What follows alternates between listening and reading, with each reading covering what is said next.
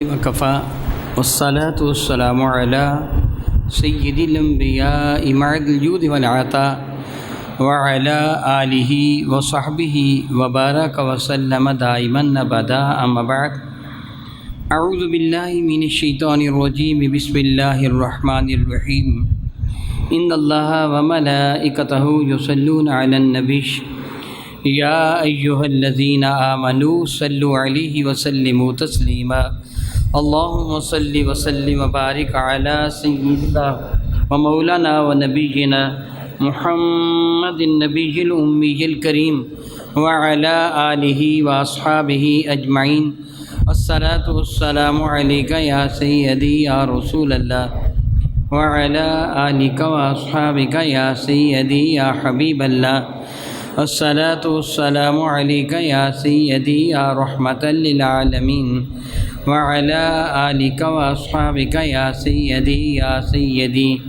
یا سیدی یا شفیع المذنبین۔ نہایت ہی معزز محترم احباب گرامی قدر، الحمدللہ تعالیٰ ثم الحمدللہ تعالیٰ رب کائنات کا احسان اور کرم ہے کہ خالق کائنات جل وعلا نے ہم کو ایمان کی دولت عطا فرمائی۔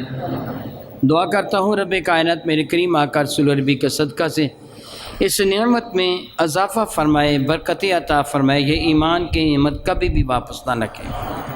ہم زندہ رہیں تو اللہ تعالیٰ اور اس کے رسول کی محبت میں، ہمیں آخر ہج کی آئے تو اللہ تعالیٰ اس کے رسول کے پیار میں، قیامت کے دن اٹھے تو اللہ تعالیٰ کی رحمت کا، اس کے رسول رحمت عالم صلی اللہ علیہ وسلم کے دامن کرم کا سایہ ہمارا مقدر بنے۔ محترمی، 14 صدیاں پہلے میرے کریم آقا تاجدار عرب و عجم شفیع معظم رحمت عالم نے قیامت سے قبل آنے والے فتنوں کی نشاندہی بڑے ہی احسن پیرائے میں فرمائی تھی۔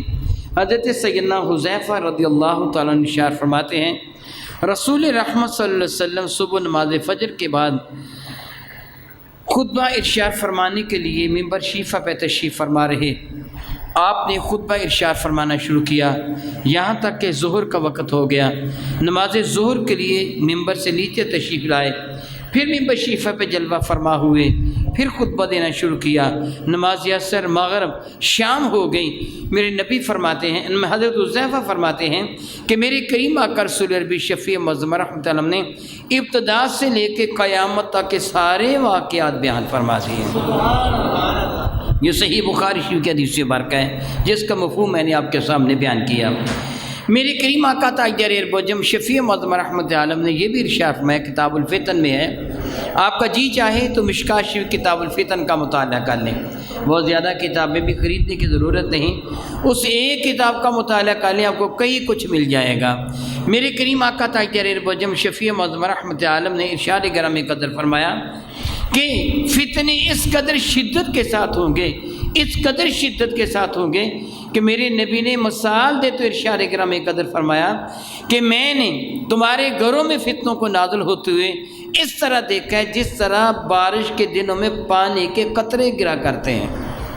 یعنی آپ جانتے ہیں کہ اگر کوئی سائبہ، کوئی چھت وغیرہ نہ ہو تو بارش کے موسم میں پانی ہر جگہ گرتا ہے، وہ قطرے گرتے ہیں۔ میرے نبی فرماتے ہیں اس طرح میں نے بارش کے قطروں کی طرح فتنوں کو نازل ہوتے ہوئے دیکھا۔ حضور رسول مشرف فرمایا کہ اس قدر مرطوب ہے، ایک دوسرے کے ساتھ ملے ہوئے ہیں، رابطے والے ہیں، اس قدر مربوط ہیں کہ میرے نبی فرماتے ہیں کہ جس طرح ایک دھاگے کے بعد دوسرا دھاگا داخل کیا جائے تو کپڑا یا بوریا بنتا چلا جاتا ہے، اس طرح فتنے پے در پے نازل ہوں گے۔ الیاذ باللہ تعالیٰ، صبح بندہ صاحب ایمان ہوگا، شام تک کافر ہو چکا ہوگا، شام کو صاحب ایمان ہوگا، صبح تک کافر ہو چکا ہوگا۔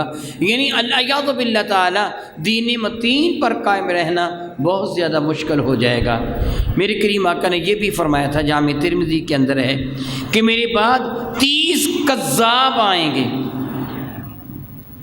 ایک ریت میں دجال ہیں، ان میں سے ہر ایک یہ دعویٰ کرے گا اپنے زعم میں کہ میں اللہ کا نبی ہوں، حالانکہ انا خاتم النبیین لا نبی بعدی، آخری نبی تو میں مصطفیٰ ہوں، میرے بعد کوئی بھی نبی نہیں آئے گا۔ محترمی، آج فتنہ قادیانیت پھر سے بڑے عروج پر ہے، جو کہ زمانہ پر فتن ہے۔ اور یہ فتنہ خیر القرون کے اندر بھی موجود تھا۔ جو جعلی نبوت کا فتنہ ہے یہ خیر القرون کے اندر میرے اور آپ کے کریم آقا تاجدار البجم شفیع معظم رحمۃ کا زمانہ سارے زمانوں میں اعلیٰ ترین زمانہ ہے۔ اس زمانہ میں بھی مسلمہ کذاب نے، سجاد نے، فیروز دہلوی وغیرہ نے، اسود انسی وغیرہ نے دعویٰ نبوت کیے تھے۔ وہ اعلیٰ ترین زمانہ میں دعویٰ نبوت بھی ان لوگوں نے کیا تھا۔ دراصل جب رب کائنات نے ابلیس کو راندہ بارگاہ بنایا تھا تو ابلیس نے یہ عرض کیا تھا مولا تعالیٰ فَبِعِزَّتِكَ لَأُغْوِيَنَّهُمْ أَجْمَعِينَ، مجھ کو تیری عزت کی قسم ہے کہ میں نسل انسانی کو گمراہ کر دوں گا۔ اس نے اقرار کیا تھا مولا جو تیرے نیک بندے ہیں ان پر میرا تسلط نہ ہوگا۔ میرے رب نے بھی فرمایا تھا اِنَّ عِبَادِي لَيْسَ لَكَ عَلَيْهِمْ سُلْطَانٌ، جو میرے بندے ہیں ان پر تیرا تسلط نہ ہوگا، تیرا دباؤ نہ ہوگا، تو ان کو اپنے قابو میں نہیں کر سکے گا۔ وہ تیرے دو میں تیرے ماتحت نہیں ہوں گے۔ پھسلانا اور ہے، دھکا دے دینا اور ہے، قابو میں کرنا اور ہے۔ رب نے فرمایا تھا میرے بندے تیرے قابو میں نہیں آئیں گے۔ وہیں ہما اس خبیث نے جنت جیسے محفوظ مقام پہ حضرت آدم علیہ السلام جیسے ایک برگزیدہ پیغمبر پر بھی حملہ کر دیا۔ حالانکہ وہ جانتا تھا کہ میں ذلیل ہو جاؤں گا، میں اپنی اس خباثت پہ کامیاب نہ ہوں گا۔ اس نے ابو الانبیاء حضرت سیدنا ابراہیم علیہ السلام پر بھی حملہ کیا۔ حالانکہ قرآن کریم گواہی دیتا ہے اس خبیث سے اقرار کیا تھا مولا میں تیرے بندوں کو گمراہ نہیں کر سکوں گا، اور میرے اللہ نے بھی اسے فرمایا تھا وہ خبیث جو میرے بندے ہیں تو ان کو گمراہ نہیں کر سکوں گا۔ وہ جانتا ہے میں گمراہ نہیں کر سکوں گا، اللہ تعالیٰ کی یہ حفاظت میں ہے، اس کے باوجود اس نے حملہ کرنے سے گریز نہیں کیا، حملہ کیا ہے۔ آپ جانتے ہیں ابراہیم علیہ السلام کا مقام و مرتبہ کتنا بلند ہے، ابو الانبیاء ہیں، اور حضرت ابراہیم سے لے کے میرے نبی تک سارے کے سارے انبیاء ملت ابراہیمی کے پیرو ہیں۔ میرے نبی امام الانبیاء ہیں، سید الانبیاء ہیں، اس کے باوجود ابراہیم علیہ السلام کی ملت کے پیروکار ہیں۔ میرے کریم آقا وہ ابراہیم علیہ السلام کے بعد میں آنے والے جتنے نبی ہیں جن کے نقش قدم پہ چلنے تھے اس ابراہیم پر بھی شیطان نے حملہ کیا۔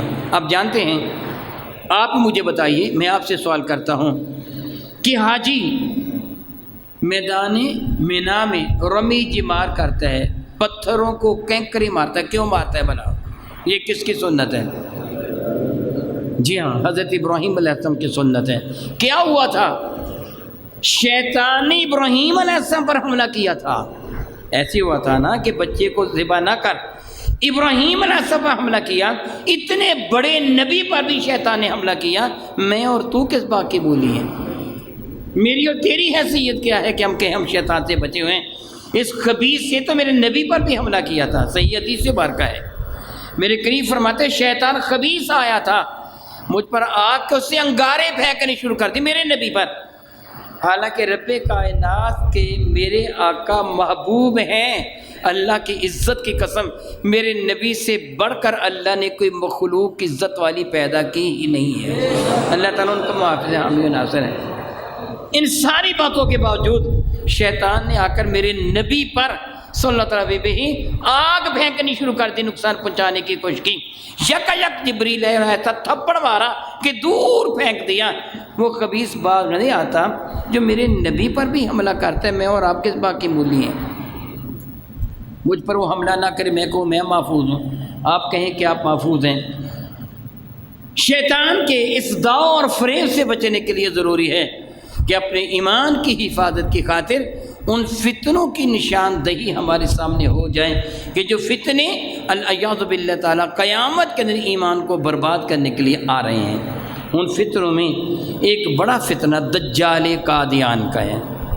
جو دجال قادیان مرزا قادیانی ہے اس کا فتنہ ایک بہت بڑا فتنہ ہے، یہ عام فتنوں سے بڑھ کر فتنہ ہے۔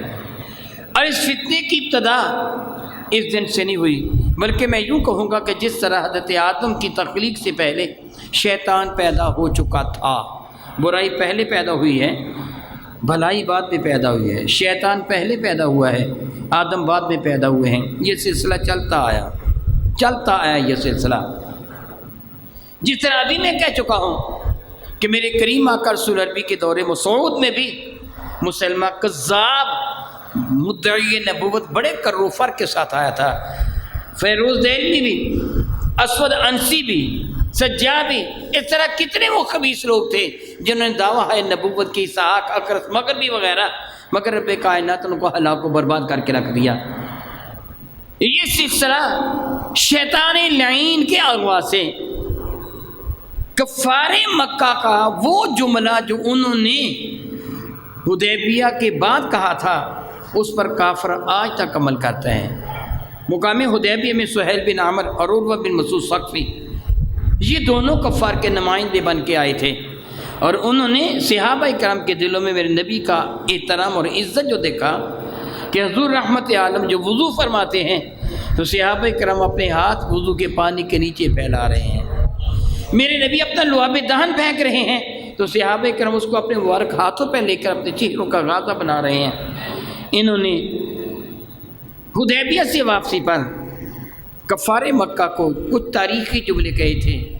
اے کفار مکہ، یہ کافر تھے، کافروں کے نمائندے تھے، انہوں نے صاف صاف کہا تھا یاد رکھو جب تک لوگوں کے دلوں سے محمد کی محبت کو نہیں نکالا جاتا صلی اللہ تعالی علیہ حبیبہ دائما ابدا، اس وقت تک تم اسلام کو فتح نہیں کر سکتے۔ جب تک ان کا احترام لوگوں کے دلوں میں ہے، اور یہاں تک انہوں نے کہا تھا خود سوچو کہ جس کے صحابہ، جس کے ماننے والے اس کے وضو کے پانی کا قطرہ زمین پر نہیں گرنے دیتے، کیا اس کے خون کا قطرہ زمین پر گر لینے دو گے؟ اگر تم چاہتے ہو کہ اسلام کو مٹا دیا جائے، اس پہ فتح حاصل کی جائے، تو پھر تم اس محمد عربی کے محبت لوگوں کے دلوں سے نکال دو صلی اللہ تعالیٰ بہ دائما ابدا۔ اگرچہ کس قدر حیرت انگیز یہ بات ہے، یہ جملے کہنے والے سہیل بن عامر اور عروہ بن مسعود ثقفی بعد میں یہ دونوں ہی مسلمان ہو گئے تھے، یہ خود صاحب ایمان ہو گئے تھے۔ بالکل اسی کی مثال 1857 جب انگریز کے خلاف مسلمانوں نے اعلان جہاد کیا کہ برصغیر پاک و ہند پر انگریز کی وہ علمداری تھی، مسلمانوں نے جب ان کے خلاف جہاد کیا تو 1857 کے جہاد کے بعد 1869 کو 69 کو انگریزوں نے گول میز کانفرنس کا انعقاد کیا تھا، ایک میٹنگ بلائی تھی۔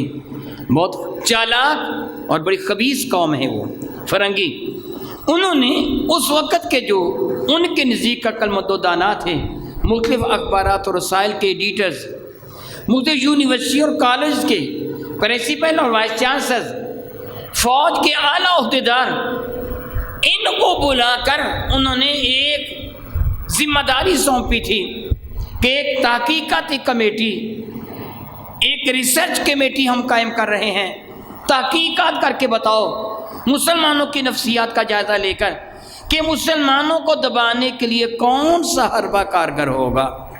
یہ میں ہوائی باتیں نہیں کر رہا کہ تصوراتی باتیں کر رہا ہوں میرے بھائی، نہیں، انڈیا آفس لائبریری کی مطبوعہ رپورٹ میں آپ کو سنا رہا ہوں، اور یہ انگریزوں نے شائع کی ہے۔ میں آپ کی اطلاع کے لیے اختصار سے کر دوں، انشاءاللہ تعالیٰ پرسوں اتوار کے دن پیغام سیدنا امام حسین کانفرنس میں بھی میں اس موضوع پر کچھ گفتگو کروں گا اگر وقت ملا تو۔ بھارت کے انڈیا برصغیر پاک و ہند میں کہوں گا، برصغیر پاک و ہند میں جب انگریز نے قبضہ کیا تو ان کی عادت ہے وہ روزانہ سارے واقعات کو ایک ڈائری میں لکھتے ہیں، روزانہ کی ڈائری تحریر کی جاتی ہے۔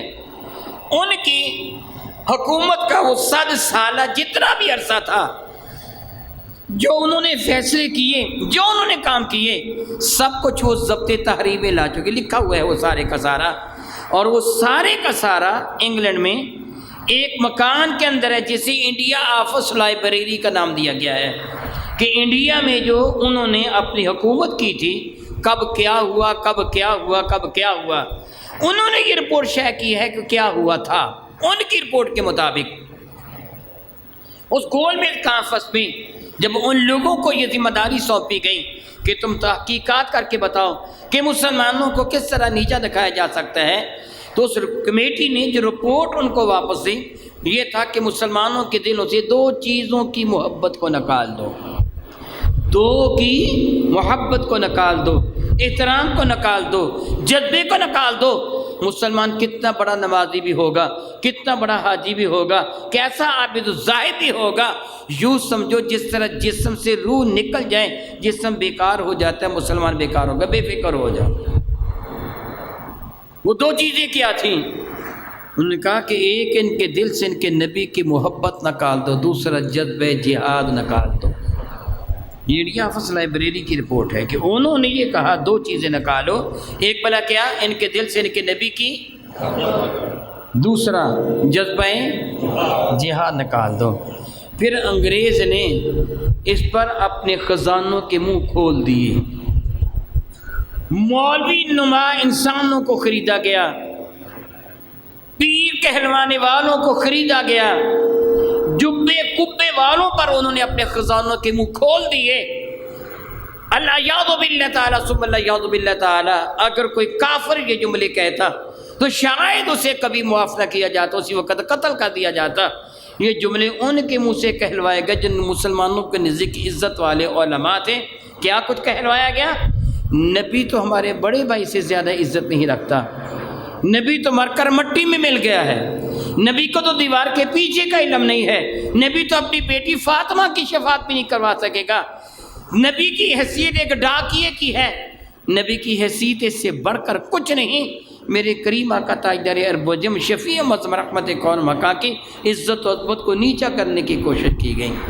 میں اللہ تعالیٰ سے معافی مانگتا ہوں یہ جملے کہہ رہا ہوں۔ اللہ یاد باللہ تعالیٰ ثم اللہ یاد باللہ تعالیٰ، یہاں تک کہا گیا نماز پڑھتے ہوئے اگر نبی کا خیال آ جائے تو بھیل اور گدے اور بدکاری سے برا ہے۔ یہاں تک جملے کہے گئے نبی کے بارے میں، اور کہنے والے کون تھے؟ جن کے ساتھ لفظ علامہ حضرت مولانا فلاں فلاں فلاں یہ جملے جن کے ساتھ لگتے تھے۔ خود کو پیر کہلوانے والے بک گئے، مریدوں کو گمراہ کر دیا۔ ایک طرف تو یہ ہوا، اور دوسری طرف جذبہ جہاد کو کم کرنا مقصود تھا۔ انہوں نے پھر تلاش کرنا شروع کیا کہ کسی ایسے شخص کو تلاش کیا جائے جو خود کو مسلمان کہلوانے والا ہو، عربی کا علم بھی جانتا ہو، لکھنے پڑھنا ہو جانتا ہو، اس کو تلاش کیا جائے، پھر اس کو خرید کر اس سے وہ سب کچھ کہلوایا جائے۔ اب کوئی آدمی مولوی کی بات نہیں مانے گا کہ جہاد کر نہ کر، پیر کی بات نہیں مانے گا جہاد کر نہ کر، کوئی ایسا شخص چاہیے جو ان سے بھی خود کو بڑا کہلوائے۔ چنانچہ انہوں نے مرزا قادیانی کو تیار کیا، اور جس نے جہاد کو حرام قرار دیا۔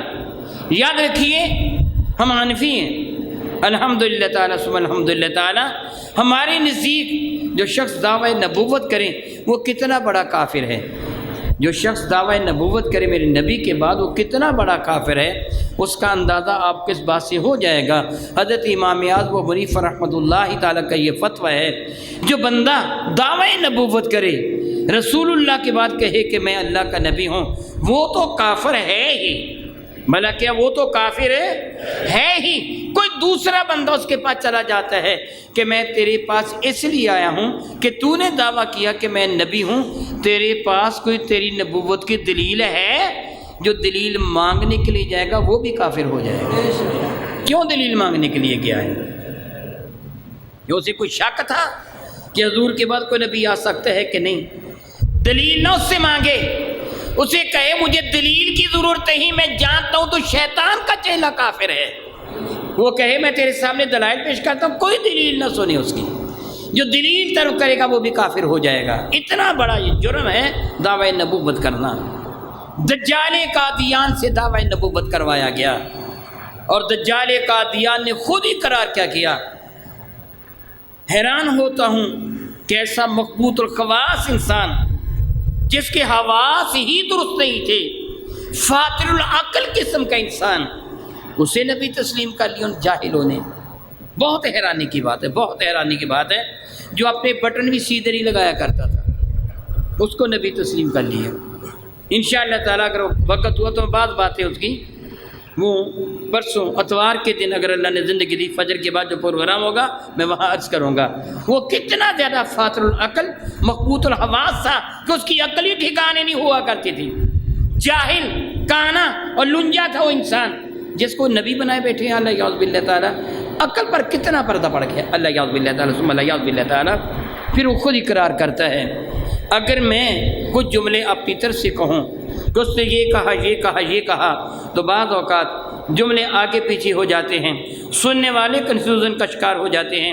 میں نے اس کی کتابوں سے اس قادیانی دجال کی کچھ باتیں نقل کی ہیں، میں نے تصویر لی ہے، میں نے یاد رہی میں آپ کی اطلاع کے لیے عرض کر دوں، یہ غالباً سن 1991-92 کی بات ہے، اس سے پہلے کی بات ہے۔ مجھے غازی غلام رسول صاحب رحمۃ اللہ تعالی علیہ انہوں نے فرمایا تھا کہ آپ کتاب لکھیں قادیانی کے موضوع پر۔ میں نہیں جانتا تھا قادیانیت کیا ہے کیا نہیں ہے، میں نے اس مقصد کے لیے کتابوں کو اکٹھا کرنا شروع کیا۔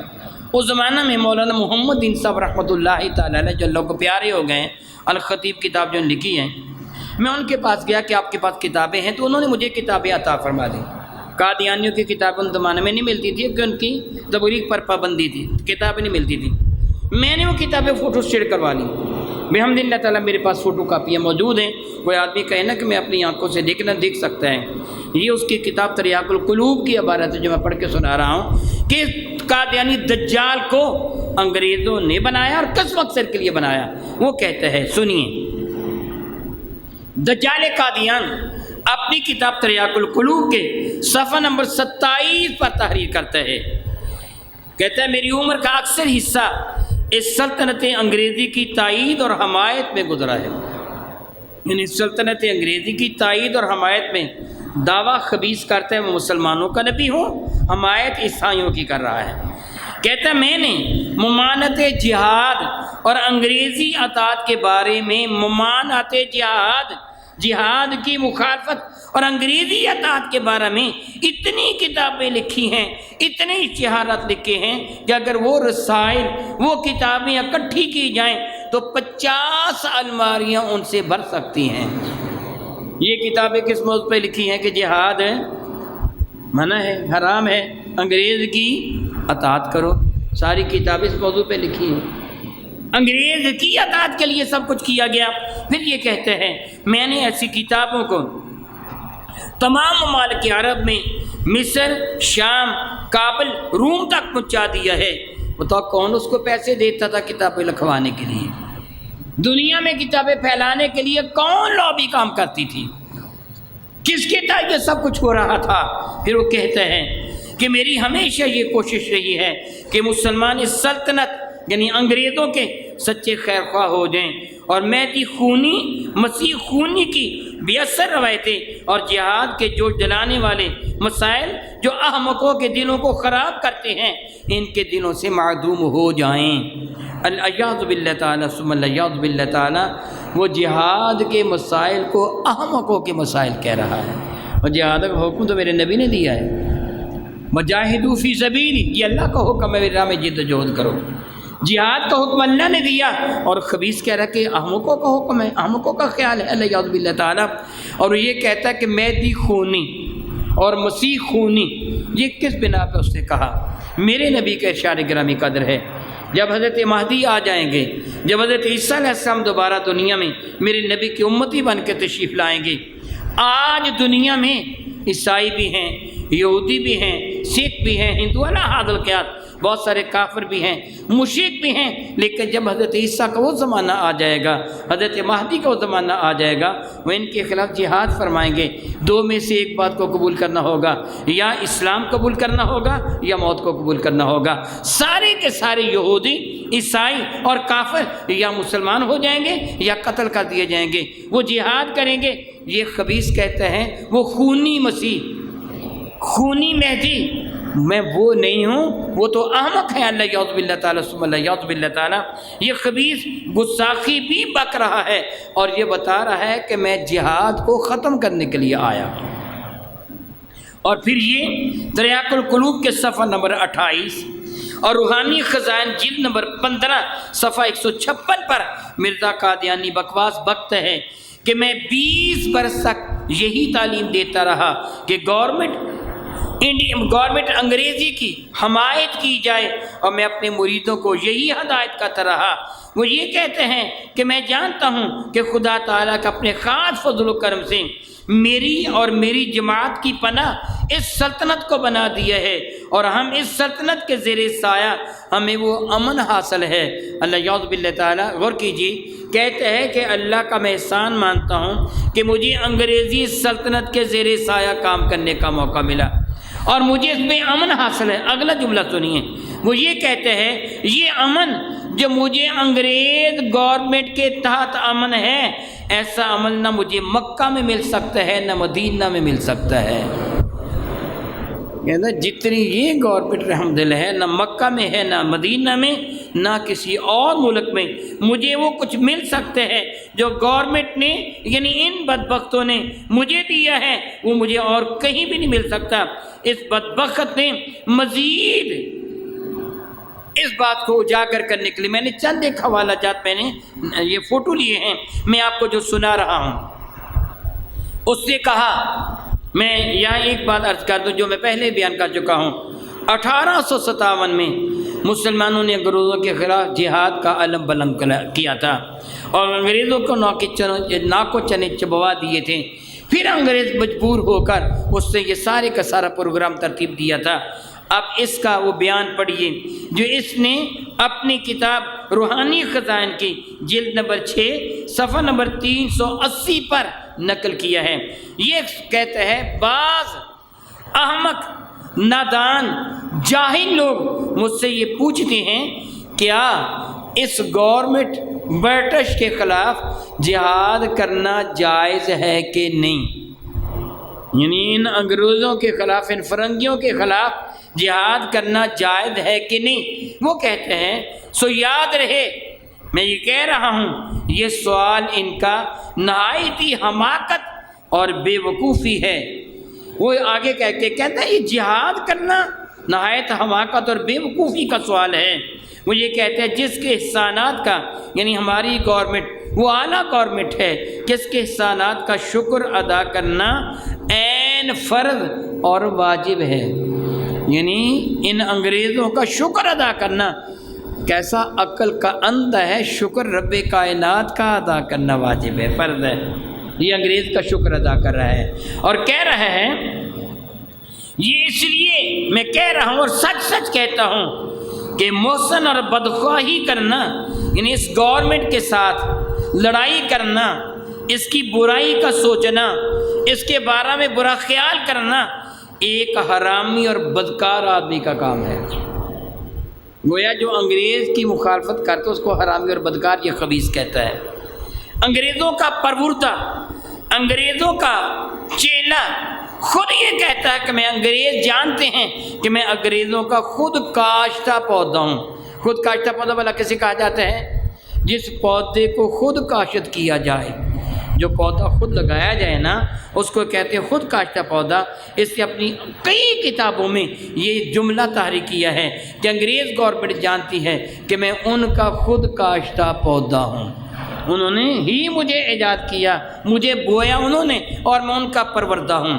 پھر یہ خبیث ملکہ برطانیہ کی خدمت میں اپنی طرف سے خط تحریر کرتا ہے اور اس میں سے یہ کہا میں اس اللہ تعالیٰ کا شکر ادا کرتا ہوں کہ اس نے مجھے ایک ایسی گورنمنٹ کے سایہ رحمت کے نیچے جگہ دی ہے کہ جس کے سایہ میں بڑی آزادی کے ساتھ اپنا کام، نصیحت اور میں واعظ و تقریر بڑی آسانی سے کر رہا ہوں، مجھے کوئی فکر نہیں، یہ میرے محافظ ہیں۔ وہ یہ کہہ رہا ہے اگرچہ اس محسن احسان کرنے والی گورنمنٹ کا فرض ہے رعایا پر کہ ساری رعایا اس کے احسان کو مانے، مگر میں خیال کرتا ہوں کہ مجھ پر سب سے زیادہ واجب ہے کہ میں اس گورنمنٹ کا احسان مانوں۔ مرزا کہتا ہے کہ مجھے جو انگریزوں نے بنایا میں ان کا بہت بڑا احسان مانتا ہوں۔ پھر یہ کہتے ہیں کہ یہ گورنمنٹ میرے اعلیٰ مقاصد میں جو چاہیے مجھے وہ اس طرح ادا ہو رہے ہیں جو کسی بھی گورنمنٹ کے تحت نہیں ہو سکتے۔ یہ کہتے ہیں میرے اعلیٰ مقاصد جو جناب کیسرۂ ہند کی حکومت کے زیر سایہ سر انجام ہو رہے ہیں، یہ ممکن نہیں کہ کسی اور گورنمنٹ یا مسلمانوں کی گورنمنٹ مکہ مکرمہ یا مدینہ میں ادا ہوں جو یہاں ادا ہو رہے ہیں۔ پھر یہ کہتے ہیں کہ میں آپ کا اے ملکہ معظمہ، میں آپ کا زیادہ وقت ضائع نہیں کرنا چاہتا، میں اس دعا پر اپنے عریضہ کو ختم کرتا ہوں۔ خبیث خود کو نبی کہلواتا ہے اور اس عورت کو کہتا ہے میں آپ کی خدمت میں عریضہ عرض پیش کر رہا ہوں، اور اس دعا پر میں اپنی اس عرض کو ختم کرتا ہوں۔ دعا سے کیا مانگی؟ اے قادر و کریم، اپنے فضل و کرم سے ہماری ملکہ معظمہ کو خوش رکھ، جس طرح اس کے سایہ عاطفت میں ہمیں خوشی میسر ہے، اور اس سے نیکی کر جس طرح کہ اس نے ہم پر نیکی کی اور ہم پر احسان کیا۔ ان معذورات کریمہ کی توجہ کرنے کے لیے اس کے دل میں الہام کر کہ ہر ایک قدرت اور طاقت تجھ کو ہے۔ آخر میں لکھتے ہیں خاک سار مرزا غلام احمد قادیان، کتاب کا نام ہے تحفہ کیسریہ، روحانی خزائن کے جلد نمبر 12 میں۔ دیکھیے یہ خبیث انگریزوں کی کس طرح ٹیسی کیا کرتا تھا اور مسلمانوں کے خلاف کیا کچھ کہا کرتا تھا۔ اللہ یعوذ باللہ تعالیٰ ثم اللہ یعوذ باللہ تعالیٰ، بات سن کر کلیجہ منہ کو آتا ہے۔ اس خبیث نے انگریزوں کی تعریف و ثنا میں جو زمین و آسمان کے کلابے بلائے ہیں، ان میں سے چند ایک میں نے آپ کو سنایا، آپ سن چکے ہیں۔ کس سے کیا کہا؟ کتنی الماریاں میں نے بھر دی ہیں؟ 50 الماریاں اسی طرح کے خباثوں سے بھر دی ہیں جو انگریزوں کی ٹیسی میں تھی، اور یہ خبیث اللہ تعالیٰ کی شان میں گستاخی کرتا ہے۔ اللہ یعوذ باللہ تعالیٰ ثم اللہ یعوذ باللہ تعالیٰ، بات کرتے حیا محسوس کرتا ہوں مگر بتا کے رہا ہوں تاکہ ان کی خباثت کا آپ کو پتہ چلے، آپ اپنی آئندہ نسلوں کو بھی سمجھائیں۔ خبردار ان خبیث ترین انسانوں مرزائیوں کے ساتھ کبھی بھی راہ و رسم نہیں بڑھانے ہیں، ان کے ساتھ مکمل بائیکاٹ کرنا ہے، ان کے ساتھ کوئی تعلق نہیں رکھنا ہے۔ کوئی میری ماں کو گالی نکالے میں برداشت نہیں کرتا، میرے ابا کو گالی نکالے میں برداشت نہیں کرتا۔ اتنی خبیث گالی آج تک حضرت آدم سے لے کے آج تک آنے والے سارے کافروں میں سے کسی بھی کافر نے ایسی گالی اللہ کی شان میں نہیں نکالی جیسی اس خبیث نے نکالی ہے۔ میں پہلے کہہ چکا ہوں کہ مجھے پتہ نہیں کہ ان کے عقل کو کتنے پردے پڑ گئے کہ جو خود کو کہتے بڑے بڑے امیر ترین آدمی، مگر معاذ اللہ تعالیٰ ثم اللہ وہ مرزائی ہو گئے۔ اللہ یعوذ باللہ تعالیٰ ثم اللہ یعوذ باللہ تعالیٰ۔ اس خبیث سے کہا کہ میں نے عالم کشف میں دیکھا، عالم کشف خواب کو نہیں کہتے، جاگتے نگاہوں کے سامنے سے پردہ اٹھ جائے، آدمی کسی چیز کا مشاہدہ کرے اسے عالم کشف کہا جاتا ہے، سویا ہوا ہو تو عالم خواب کہا جاتا ہے۔ اس خبیث سے میں اختصار کے ساتھ اشاروں کے ساتھ بات کروں گا۔ اس خبیث سے کہا میں نے عالم کشف میں دیکھا، میں کمرے میں تھا، اللہ میرے کمرے میں آیا، وہ ایک نوجوان مرد تھا، پھر میں نے دیکھا کہ میں عورت بن گیا ہوں، پھر یہ تھا کہ اللہ میرا خامند تھا، میں اللہ کی بیوی۔ اگلے جملے میں نہیں کہہ سکتا۔ ایسی خبیث جسارت اور گستاخی کسی بدترین کافر نے اللہ کی شان میں نہیں کی، تو کیا ایسے خبیث کے ساتھ آپ اپنے روابط بڑھائیں گے جس نے میرے نبی کی شان میں بھی گستاخی کی اور خود کو کہا کہ میں محمد و اللہ یعوذ باللہ تعالیٰ یعوذ باللہ تعالیٰ، بلکہ جو کلمہ یہ پڑھتے ہیں لا الہ الا اللہ محمد رسول اللہ، آپ کی اطلاع کے لیے مسلمانوں پر واجب ہے کہ اگر ایسا یہ کلمہ پڑھیں یا کہیں لکھیں تو پولیس کو اطلاع دیں۔ کافر دست اندازی پولیس ان کا یہ جرم ہے۔ اگر یہ لا الہ الا اللہ محمد رسول اللہ اپنے سینے پہ لکھیں، اپنے مکان پہ لکھیں، اپنی دکان پہ لکھیں، یہ کیوں ہم برداشت نہیں کرتے؟ سبب اس کا یہ ہے کہ خود مرزا قادیانی اور اس کا جملے سخت ہے خبیث ترین، مگر اس کے حق میں یہ بھی ہلکے ہیں۔ مرزے کا بیٹا جو بشیر احمد ہے اس کے حق میں یہ جملے خبیث ترین، یہ ہلکے جملے ہیں، میں وہ جملے بھی ادا نہیں کر پاتا۔ سوچئے جو بندہ اپنی بیٹی کے ساتھ برا فعل کرے، اس کی بیوی کہے یہ تیری بیٹی ہے، جواباً وہ یہ جملہ کہے کہ باغ میں نے لگایا ہو پھل کوئی اور کھائے، آپ اس کے لیے کیا کہیں گے؟ خبیث ترین سے بھی بڑے جملے ہونے چاہیے۔ اس سے کسی نے پوچھا تھا کہ ہر نبی جو آیا اپنا کلمہ لے کے آیا، ہر نبی جو آیا اپنا کلمہ لے کے آیا۔ ہمارے اس قادیانی دجال کا کلمہ کیا ہے؟ تو اس کا جواب یہ تھا کلمہ جدا تب ہوتا جب نبی ہی الگ ہوتا۔ یہ تو وہی محمد ہے جو مدینہ میں آیا تھا، وہ قادیان میں آ گیا ہے۔ اور کوئی برداشت کا تو اس بغیرت کو میرے نبی کی جگہ رکھیں، اور کوئی اپنا دوسرا باپ برداشت کرتا ہے؟ کوئی بندہ آ کے تجھے کہے میں تیری ماں کا خاوند ہوں، وہ برداشت کر لو گے؟ میرے نبی کی جگہ کو خبیث اپنے آپ کو کہے کہ میں وہ نبی ہوں، کیسے ہم برداشت کر لیں؟ کیسے برداشت کر لیں؟ پھر اس خبیث کے ایک خبیث مرید نے اس کے سامنے اس کے کہنے پر نظر پڑی، محمد آ گئے ہیں پھر جہاں میں، اور پہلے سے بڑھ کر ہیں اپنی شان میں۔ محمد دیکھنے ہو جس نے اکمل غلام محمد کو دیکھے قادیاں میں۔ اللہ یعوذ باللہ تعالیٰ ثم الیاذ باللہ تعالیٰ۔ اس نے بہت کچھ بکواس بکا۔ مرزا قادیانی کے اس چیلے نے، اس گنڈے بیٹے نے لوگوں کو کہا خبردار سنو، جب تم کلمہ پڑھو لا الہ الا اللہ محمد رسول اللہ، تو لفظ محمد کہتے ہوئے اس سے وہ محمد مراد نہ لینا جو مدینہ میں تھا، جو مکہ میں پیدا ہوا، بلکہ وہ محمد مراد لینا جو قادیان کے اندر موجود ہے۔ پھر بتائیے کہ مسلمان یہ برداشت کرتے ہیں وہ کلمہ طیبہ میں اس خبیث کو مراد لیں لفظ محمد کہہ کے؟ کبھی بھی مسلمان برداشت نہیں کرتے۔ اس لیے اگر کوئی قادیان یہ جملہ کہے تو قابل دست اندازی پوری یہ جرم ہے، مسلمان برداشت نہیں کریں گے کہ وہ خبیث میرے نبی کی جگہ قادیان کا نام لیں، اس بدبخت کا نام لیں جو ہر اعتبار سے کافروں کا بہت بڑا گرو اور چیلا تھا، جس سے کفر کو پھیلایا، جو شیطان کا ایک معطل چیلا تھا۔ اور پھر ان کی ریشہ دوانیاں کتنی بڑی ہوئی ہیں، کتنی بڑی ہوئی ہیں۔ اللہ یعوذ باللہ تعالیٰ ثم اللہ یعوذ باللہ تعالیٰ۔ مولانا شاہ احمد نورانی کی کوششوں سے آپ جانتی 1974 7 ستمبر کو قادیانیوں کو پاکستان کی نیشنل اسمبلی میں غیر مسلم اقلیت تسلیم کا لیا گیا، قرار دیا گیا، نہیں تسلیم کا لیا گیا، قرار دیا گیا۔ تو پھر ہے کہ انہوں نے غیر مسلم وہ کافر تو کب کے ہیں، تسلیم کیا گیا۔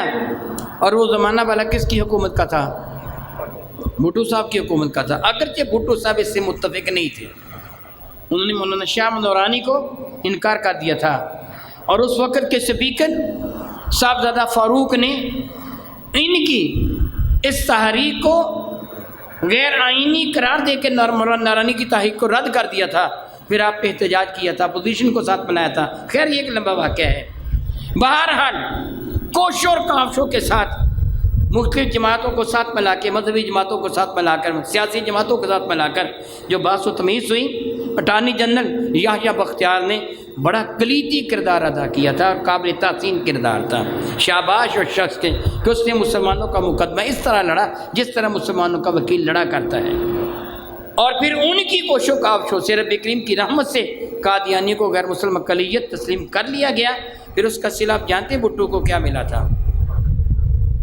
مسعود محمود جو وعدہ معاف گواہ بنا تھا، جن لوگوں کو زمانے کا یاد ہے ان کو اچھی طرح یاد ہے، فیصل کا یہ ڈائریکٹر تھا، یہ وعدہ معاف گواہ بنا تھا بھٹو کے خلاف، بدترین اور خبیث ترین قادیانی تھا، اور اس نے وعدہ معاف گواہ بن کر بھٹو کو پھانسی کے تختہ تک پہنچایا تھا۔ اس وقت ظفر اللہ خان زندہ تھا، اس خبیث سے یہ بیان دیا تھا، میرے پاس وہ بیان موجود ہے، اس خبیث سے یہ بیان دیا تھا کہ یہ ہمارے مسیح موعود کی پیشین گوئی ثابت ہوئی 54 یا 56 سال کی عمر میں۔ انہوں نے کہا تھا کہ کتا مرے گا، آج وہ کتا مر گیا ہے۔ ذوالفقار بھٹو کے لیے الفاظ ہیں، آج وہ کتا مر گیا ہے۔ یہ کیوں کہا تھا؟ کہ اس کے زمانہ میں قادیانیوں کو غیر مسلم اقلیت تسلیم کیا گیا تھا۔ ان کی رشتہ دوانیاں دیکھیے، ان کے پروگرام دیکھیے، کتنے بڑے بڑے ان کے پروگرام ہیں۔ میں یہ دعا کرتا ہوں رب کائنات اپنے محبوب مکرم کے صدقہ سے ہمارے ایمان کی حفاظت فرمائے، مملکت عزیز پاکستان کو ان خبیث لوگوں کی خباثت سے اللہ تعالیٰ محفوظ و معمور رکھے۔ آمین ثم آمین۔ وآخر دعوانا الحمد للہ رب العالمین۔